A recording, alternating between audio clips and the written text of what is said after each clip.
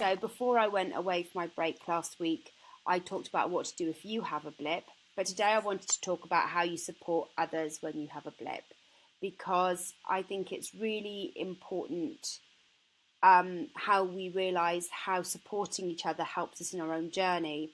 But also because people ask me a question all the time about, oh, aren't we too kind to some people when they've had a blip? We tell them to be kind to themselves and to be nice and to not beat themselves up. But surely they should be upset with themselves and should beat themselves up a little bit.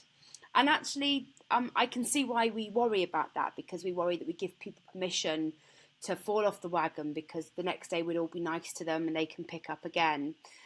Actually, the reality is probably between those two things. We need to both be firm, but we also need to be kind, because actually what we're on is a very difficult journey. And if you didn't have blips, it would be highly unusual. If we didn't have moments of crisis or cravings, even after several years, that would make us really unusual. And so we do need to be kind to ourselves, because actually what we're exhibiting is something very human. So that's what we're talking about today. And I'll put myself back up on screen, which I realise I hadn't done. Okay.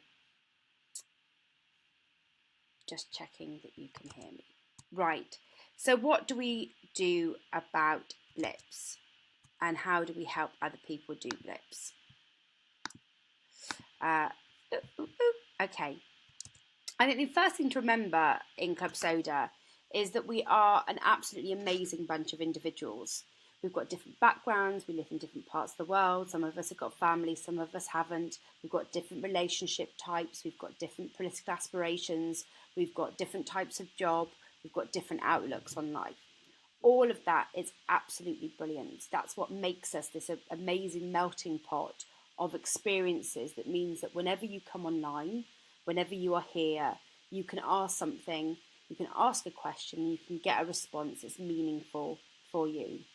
But that also comes with its own challenges, because none of us have one route to changing your drinking. There is no magic bullet. There is no one way that is perfect for changing your drinking. Anyone who tells you otherwise and tries to part you from thousands and thousands of pounds is lying. It's actually quite it's a journey, and it's a journey that's quite personal to us, but with lots of similarities with other people that have been there before us and people that are like us. But it's very easy to forget for me, it was really easy to forget after my first year how it was right at the very beginning. I now knew I didn't want to drink anymore, but certainly, when we talk about ambivalence coming in because you forgot how awful those hangovers were and they seem a little bit more of a distant memory. Well, after a year, I knew very solidly that I didn't want to drink again, but I'd begun to forget how awful those hangovers were and how difficult it had been at the beginning and where all those triggers were and how difficult that was for me. So don't forget that each of the journeys that we're on are personal, that we all have our own personal experiences that shape where we are. We're all in different emotional states, and we will all get there. There won't be one route within this group that is the same for having got to having achieved our goal. We will have all had different blips in different ways and different frequencies. We'll have had different battles, we'll have different challenges, different people in our life. And so let's pull on the things that we know in common. But don't forget that we are a set of probably really annoying and very highly opinionated individuals. I wouldn't have it any other way, but it's important to remember. And remember what it was like when we first started. The other thing to know is that supporting other people, both practically with practical suggestions and emotionally, because a lot of this is all very emotional, to achieve a goal that's similar to our own not only helps us achieve our own goals, but helps us maintain them as well. So there is, while helping other people is altruistic, it's also really helpful for ourselves. And so whenever you're not sure whether to connect with somebody else from the group and help them with their problems, remember that actually taking some time to think and reflect and give a piece of really well thought through advice is probably good for you just as much as it is for the person you're trying to help. Okay, I'm just checking everything's going okay. Slightly low advice. wide. It's probably good for you. I can hear myself. Hang on a minute. Slightly dodgy Wi-Fi today, and I don't quite know why, because I'm in a really, really good Wi-Fi spot. As you can see, I'm in the office, but we'll battle on. It seems to be carrying on even when it cuts out. Okay, right. So I've got 7 tips for helping people when they come across a blip, when they've had a blip. First thing to remember is you do not have to be perfect yourself or be totally fixed, whatever that might mean, to help other people. Often some of our admins in the group go, oh, well, I'm not totally there yet. I'm not 100%. My view always is actually not being 100% there is really helpful. It means that we're on the same journey at the same time as some of the other people in the group. We don't have to be perfect. I have even left the group myself when I've had a paddy and a bad day. So we don't have to be unemotional. We don't have to be professional counsellors. We don't have to be fixed. We don't have to go without cravings. I still have cravings. We don't have to be a perfect model in order to give advice to other people. And I think that's really, really important to remember, because if that's putting you off helping other people and giving other people advice, then I don't want it to. I want you to see that it's our imperfections and our experiences and the things that we have in common that mean that we can help each other better and help ourselves in the same process. It's all about shared learning, or as they say in behaviour change circles, vicarious learning, not precarious learning, as I put on Facebook once to much hilarity. It seems very precarious to me. But anyway, you don't have to be perfect. The second is, and this is, I guess, something that I'm reiterating more and more as we've learned more and more from you. And the good thing to remember is that now me and you see, and some of the longer serving members of the group and some of the admins have now got a bit of a bird's eye view of the group. We're seeing you all as a whole, all 3,000 of you as a whole, and we're now beginning to see some patterns and some similarities.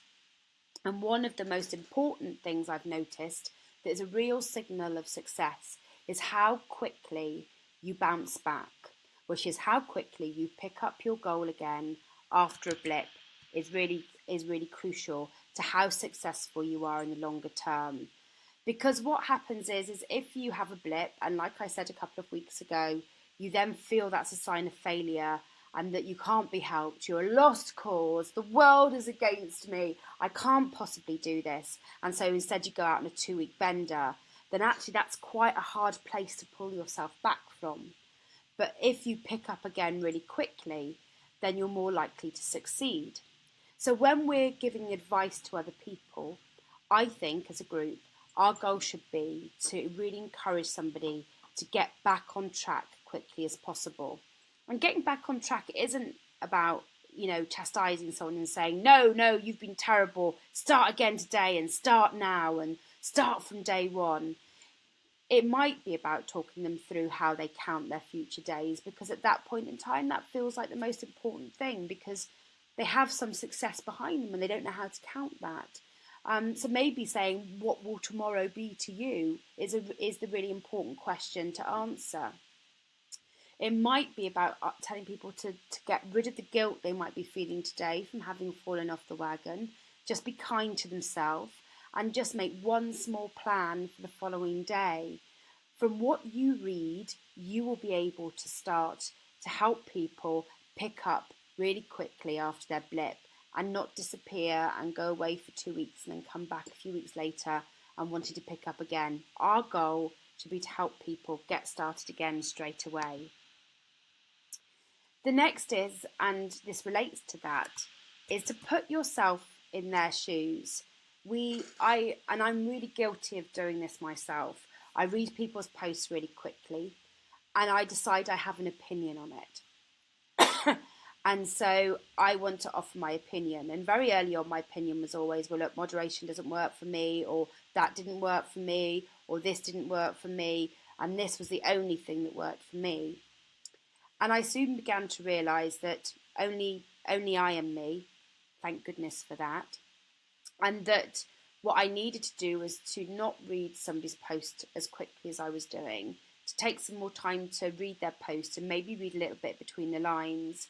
And so I could really see what they were asking for.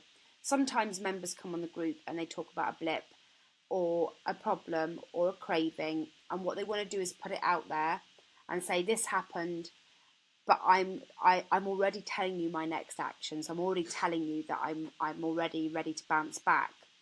Some people come on and you can see that they're really disappointed with themselves and they can't work out how they were doing so well to suddenly have caved in, and they might need a little bit more help and reassurance and thinking through what it is that happened. And some people you can really see are feeling really, really low and guilty and disappointed in themselves. And what you really need to do is to buoy them back up and say, hey guys, look at all this success you've already had behind you. Pick up again tomorrow. This is just a blip. This isn't failure. We don't do failure in Club Soda. We just do lots and lots of learning.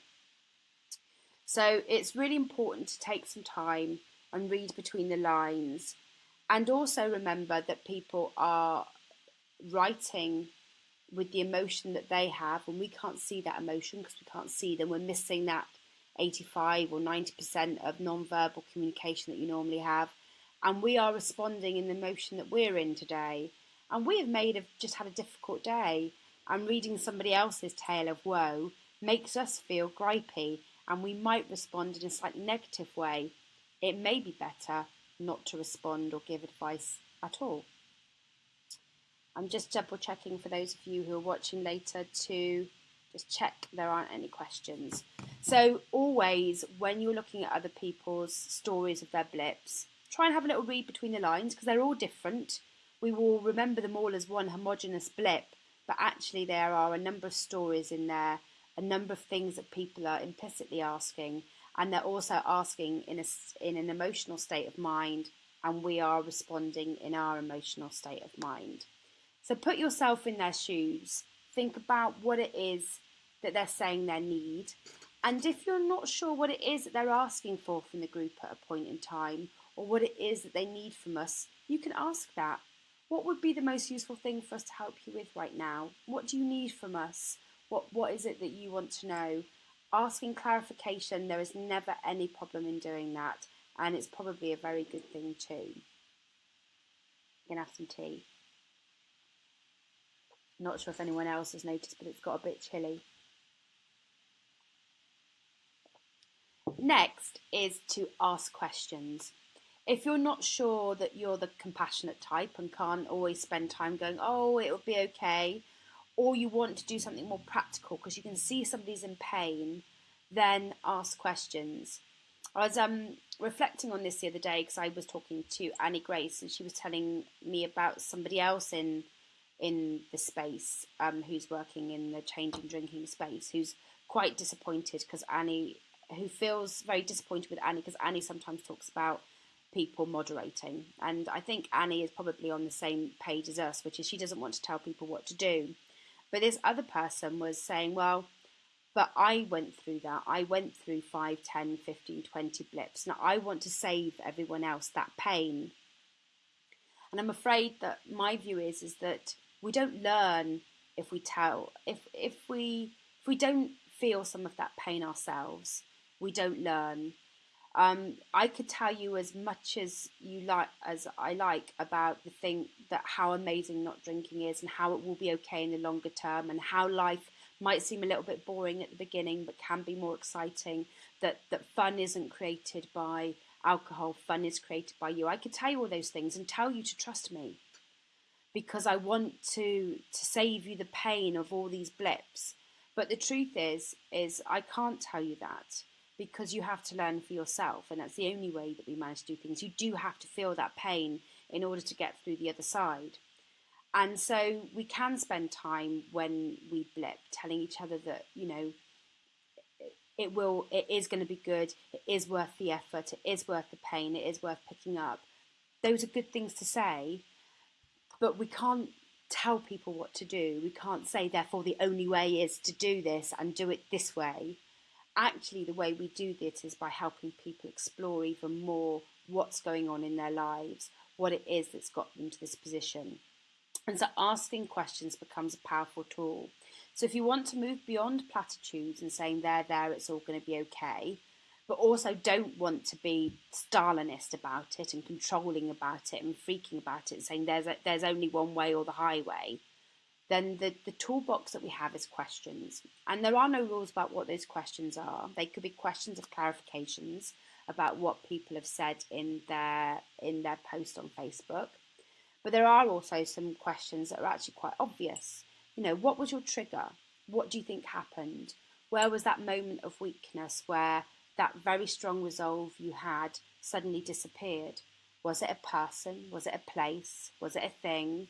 Do you think you planned properly for the event? Did you have an alternative drink in mind? Did you just have an overwhelming feeling?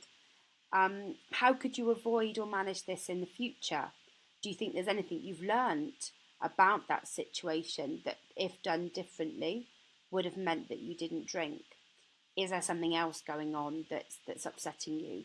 Don't forget that often when there's a blip, it's not just one thing that's made that happen, but a whole congregation of events that have meant that we have felt very weak and very vulnerable at a point in time, and so everything's gone a bit to pot. And then don't forget to remind people of their goal. Well, why did you come here in the first place? Maybe not aggressively, so that type would sound really aggressive. But you might want to say, what were the reasons you joined Club Soda in the first place? What were you hoping to achieve? Why is it that you want to change your drinking? What's your biggest achievement? Because some people have already gone through and hit some milestones. So it's good to remind them about their achievements so far. Ask them about other events that might have been similar to the one that triggered them, that they successfully navigated, and ask them what was different at this time to that time. Remind them of the days they've done. Remind them of maybe a post they might have made in the previous week that about how good they felt. In fact, encourage people to search for their name in the search button in Facebook, which means that they can then have a look at some of their back posts and remind themselves on how they feel and why they're here. You could also ask questions about what's the next thing you're going to do? What's the next thing you're going to do differently? What's the next big challenge ahead of you? Have you got another event, another day, another emotional trigger? And then how committed are you? And how confident are you that you can do this? Really give people a set of questions where they can begin to think and begin to explore and maybe learn a bit about you too. Cool, guys. I'm just double checking that there isn't any questions. Cool. I'm carrying on. So see questions as the most powerful tool you've got. And you've probably got questions from when you were changing your drinking as well. I can remember, what is it that I did that made it all stick? What were the things that were really important to me? Ask questions in return.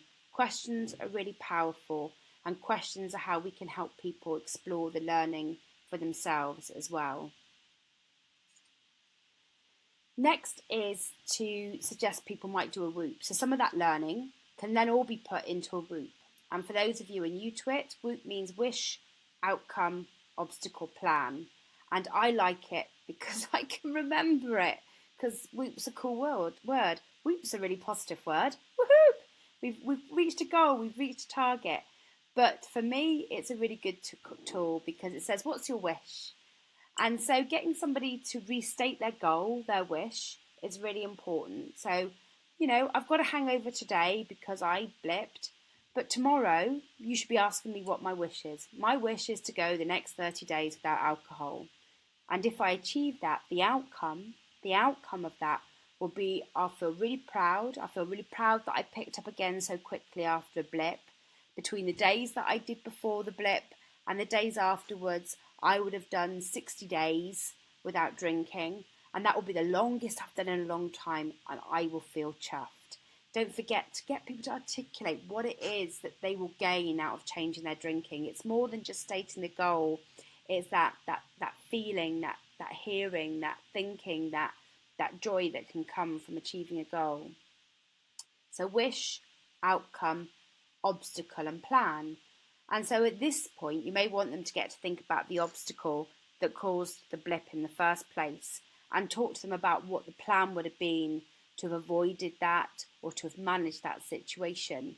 But it may be that they know they've got some more obstacles coming up that are quite specific. If it's a very specific obstacle, then they can do that too.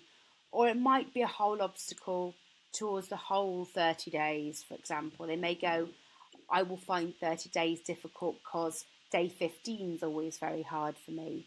And so again, you can get them to think very specifically about a trigger that might come along or something that they're worried or anxious about in the journey ahead, and get them to plan for it.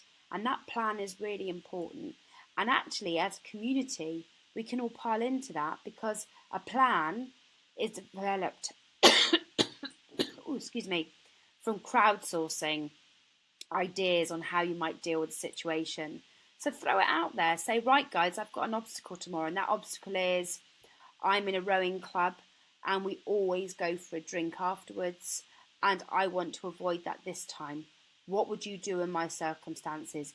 Go and crowdsource some ideas so that you can make a plan that's right for you. And that gives us all a great way to help you get over that blip and think about the next thing.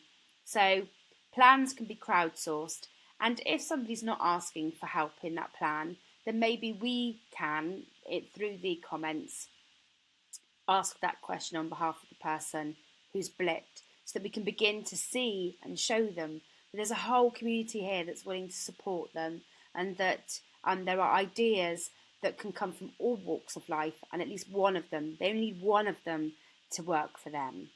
So questions and then putting the answers into a loop is a really powerful thing.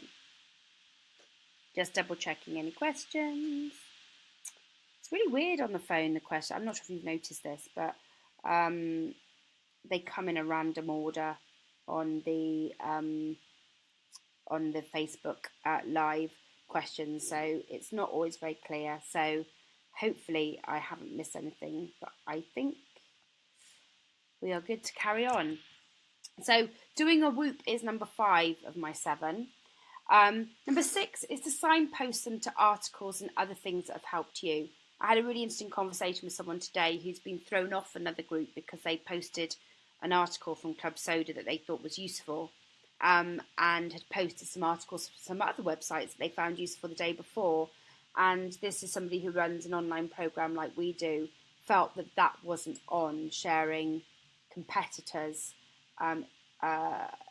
information and support advice. I don't care. I want you to change your drinking. And if you find articles online that are useful for you, then share them. I would really love you to share Club Soda articles. And I am always aware that you find those less than you find articles from elsewhere. And that's partly because our website probably isn't the best possible, but also because some of you don't know that it's there. So I just wanted to show you, right, that on our website there is a search box, and that will search the entire site, and it will bring up the webinars, and it will bring up all of our blogs. So if you type in the word craving, it will bring up all of the articles and the books and the websites that we know of that will help you deal with that. And so if somebody's asking for help, you can actually do a search in Club Soda and then send them a link to the relevant thing. And then if you get up an article, if you type in the word video, for example, you will get up all the webinars.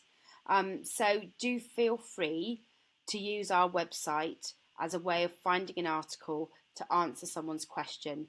No one is asking you to be an expert, but what you are is a brilliant curator, because all of us have been looking at stuff that has helped us in the past, and that can help other people. So you would have seen a blog, you would have seen a book, you'd have seen an app, you'd have seen something on our website.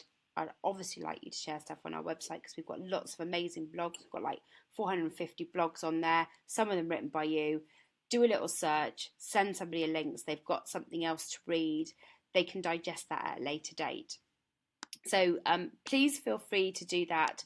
But also, as I said, I'm not so fussy to say that you can't ever post anything from anywhere else, because A, that would be impossible to police, and B, I don't think that's in the spirit of where we are. So do share, do signpost. If you think somebody might need more help from services, real world services, then you can also make that suggestion. And if you think somebody needs a bit more help and we haven't noticed, then you're welcome to message me or any of the admins on the group, right? That's what we're all here for. That's why we're a group of people, so we can all support each other in supporting everyone else, right? Cool. And then finally, we also do some online courses after saying all of that. And our courses, we do a course called Sober Sprint, which is about taking a month off booze. And we do a course called Mindful Drinking, which is 8 weeks to change your drinking. They can be done together, which gives you 3 months of support, or they can be done individually at different times. And some people have done them more than once. But if people are struggling, you can point them to those courses. They are something that we can offer and gives them a bit more intense daily support. And particularly if you're worried about somebody or think that somebody could do with a daily intervention, that's another way that we can help as well. So, we are not short of ways of signposting, supporting, questioning, asking, and guiding people to quickly pick up their goal as soon as they possibly can. And for me, that's the crucial thing. What is it that will get someone to get back on the wagon after that blip, after that hangover, after that feeling of guilt? How can we make that happen? And we've all got our own special skills to do that, and we've all got our own stories to do that. So I'd like to encourage you to do that. Can I say do that again, do you reckon? So repetitive. Anyway, right, just checking for any more questions. So there aren't any more questions. So I was going to just say a couple of other things. There is a social in Manchester on Saturday, and I've just had a chat with Andrina, who's also put up a little Glasgow meetup for next Saturday as well. And there's a Brighton meetup that's appeared. Thanks, Jan. I need to have a chat with you about that for the 23rd of September. And they can all be found on the events tab in the Facebook group. And those last two, which I have only just noticed, will go up on our website as well. All of them will go on our website and in our email. I cannot highly recommend going on a social enough to you. There is something incredibly powerful about meeting fellow members.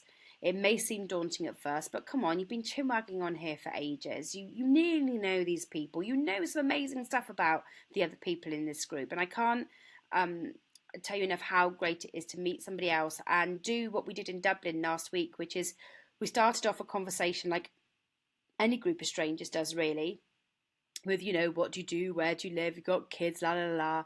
And then slowly and magically, the discussion just moves to drinking, our drinking habits, what worked for us.